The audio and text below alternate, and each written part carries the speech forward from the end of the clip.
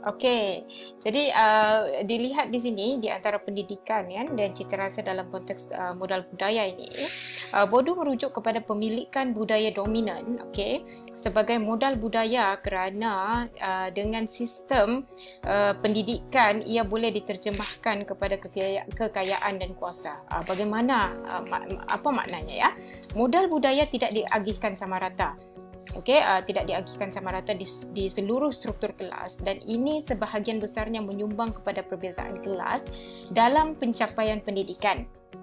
Okey, kalau lihat di sini ya gambar aja di mana semakin tinggi kelas ya, di mana kelas atasan ini peluang pendidikan itu tambah ya, di sini positif, semakin tinggi.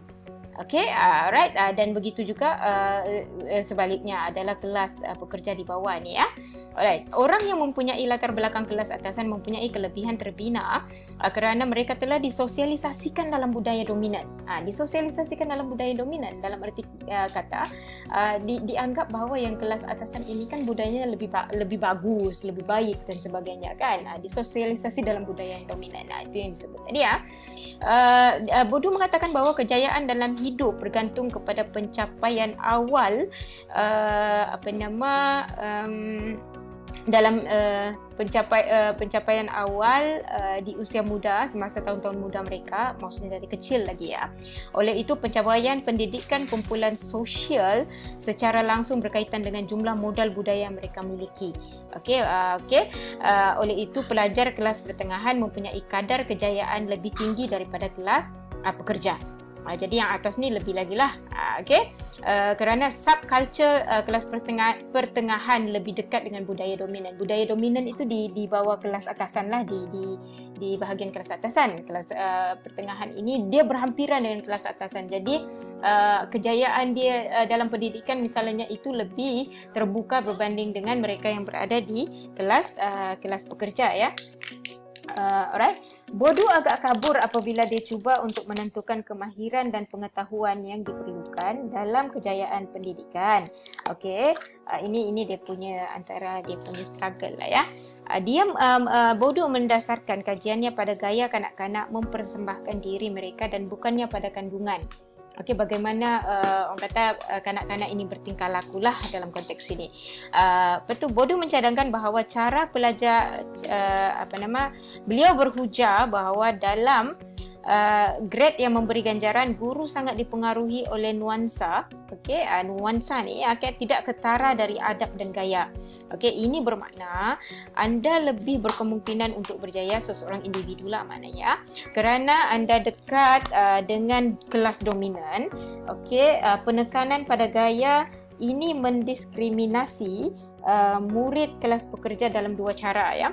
Yang pertama adalah kerana gaya mereka menyimpang daripada budaya dominan.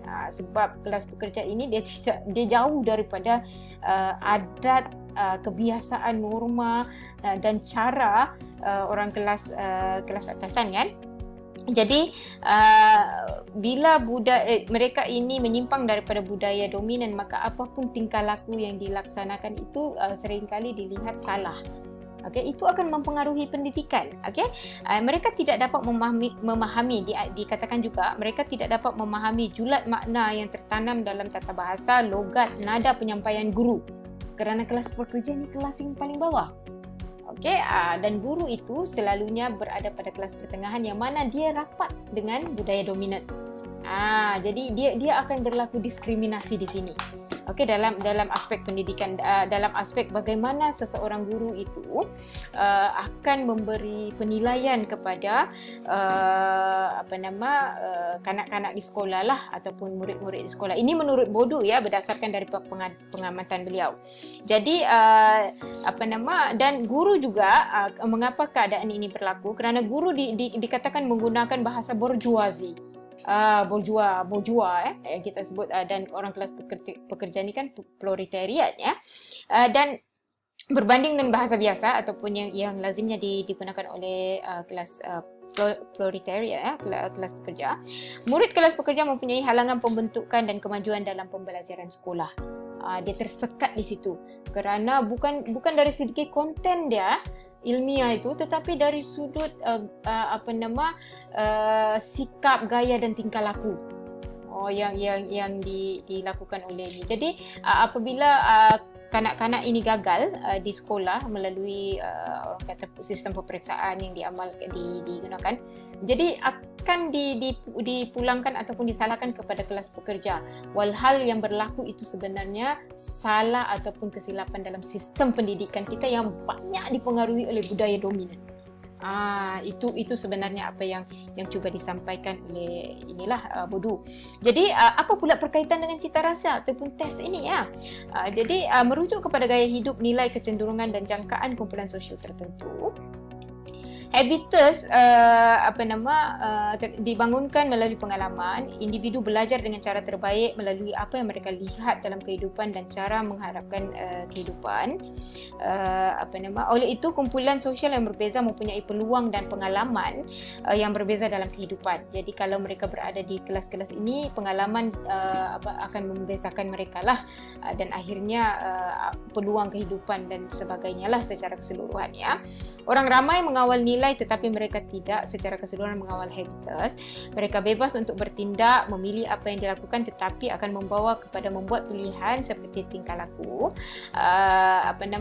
Itu yang di awal saya jelaskan tadi ya, bagaimana akhirnya apapun tindakan dan keputusan seorang individu itu dikawal oleh masyarakat ya. Okey, jadi berkaitan dengan cita rasa, Bodu melihat bahawa cita rasa atau tes seseorang berkaitan kedua-duanya dengan cara didikan dengan pendidikan. Okey. Hal ini termasuklah seni, filem, muzik dan makanan. Kan kalau orang-orang dari kelas atasan ini dia punya muzik klasiknya, dia ada muzik tersendiri, filem dia, pemilihan filem dia, makanan, itulah seni. Kan kita ada perbezaan dia, orang-orang high class ni. Dia tidak sama. Orang kelas pekerja ni asal ada dia boleh. Makanan dia tak kisah kan, dia boleh makan di mana-mana asal saja boleh mencukupi ya. Right. Bodu mendakwa bahawa terdapat hubungan yang sangat rapat di antara amalan budaya dengan modal pendidikan dan orang bawahan kepada asal usul sosial mereka. Jadi perkaitan yang rapat. Cita rasa yang berbeza dikaitkan dengan kelas yang berbeza. Okey, yang tes ini tadi. Cita rasa yang diperakui atau legitimate mempunyai prestis yang paling hebat dan termasuklah muzik klasik, seni halus yang serius. Okey, sebagai contoh ini tengok ni. Okey, cita rasa yang paling atas ni, semakin kelas dia yang atas ni semakin bertambah lah dia punya cita rasa itu. Dianggap sebagai cita rasa yang tinggi. Okey, dia mempunyai tes yang tinggi. Jadi boleh lihat diri sendirilah nanti ya.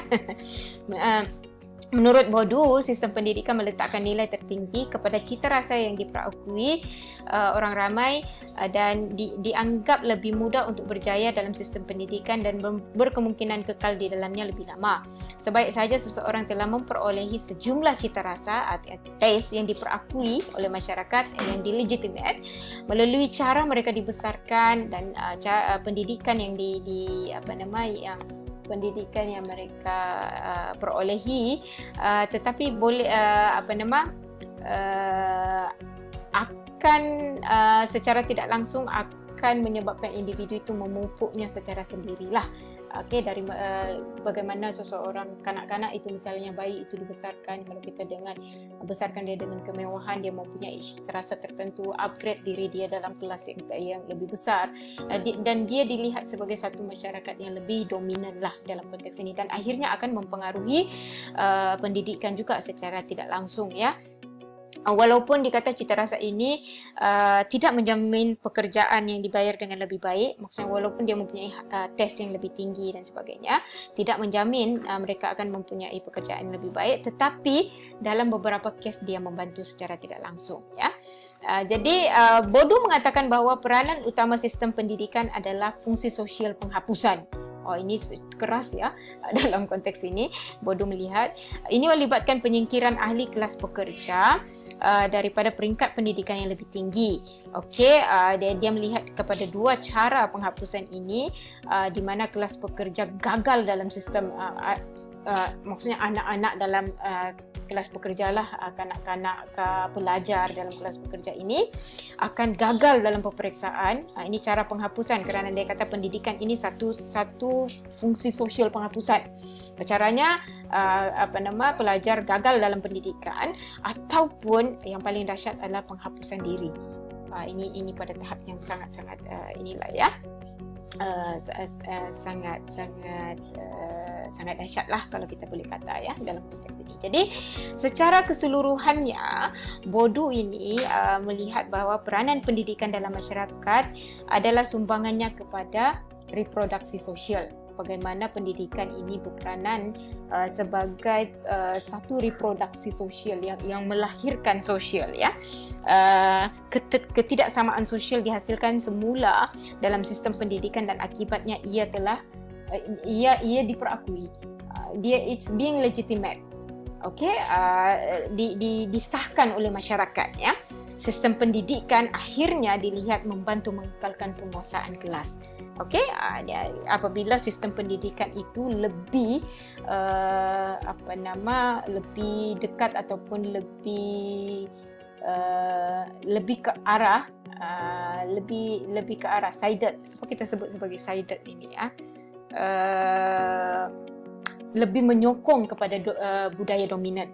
Ini apa yang dilihat sebagai modal budaya dan kaitannya dengan habitus dan pembentukan satu pola individu lah, pembentukan seseorang individu, pemikirannya, ekspresinya dan sebagainya, yang akhirnya sebenarnya apabila habitus itu dilakukan secara berterusan, akhirnya dihasilkan dihasilkan semula di dalam masyarakat, dia berketerlangsungan dan akhirnya budaya itu secara berterusan lah dilakukan dalam masyarakat, dan akhirnya habitus itu disahkan oleh masyarakat, disahkan ataupun diperakui oleh masyarakat. Jadi dia akan berkelanjutan lah sampai ke akhirnya, selagi mana tidak ada satu bentuk orang kata perubahan ataupun keinginan untuk mengubah sistem yang sedia ada. Jadi secara umumnya itulah yang dilihat sebagai satu yang dianggap oleh Bodu sebagai satu bentuk teori deprivasi budaya, yang mana apa yang saya rangkumkan di dalam gambar raja ini menggambarkan pemikiran Bodu lah. Jadi saya selesaikan kuliah ini dengan diharapkan para pelajar boleh memahaminya. Sebarang soalan tu boleh diajukan kepada saya ya. Okey, sekian dulu untuk kuliah berkenaan dengan pemikiran teori Bodu. Assalamualaikum warahmatullahi wabarakatuh.